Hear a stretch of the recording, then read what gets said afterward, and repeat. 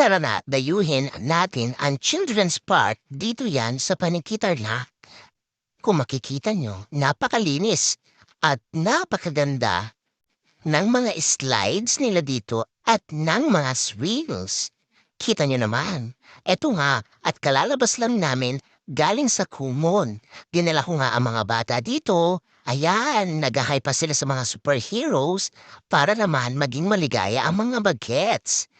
Talaga nga naman, tinarayo itong lugar na to dahil sa maganda at malinis nilang playground. Saludo ko sa mayor nila dito, kay Mayor Mar Rojas. At dahil nga maraming activities sa school at medyo sumasakit na rin ang mga ulo ng mga bata, dinala ko sila sa ganitong palaruan para naman kahit papaano maging maligaya at maging masigla sila ulit. Napakasarap talagang maging bata. Yung tipong wala ka nang iintindihin na mga bayarin, mga due dates mo na kailangan mong bayaran. Maganda rin na mag-spend tayo ng time sa mga bata.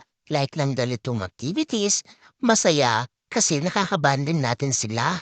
Dahil mabibilis lang ang mga bata ngayon lumaki.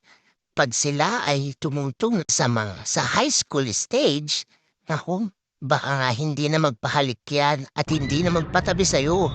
Kaya habang bata pa, talagang paligayahin sila at busugin ng pagmamahal. O siya, tara na at magsiuwi na tayo at babagsak na ang ulan. Bye-bye!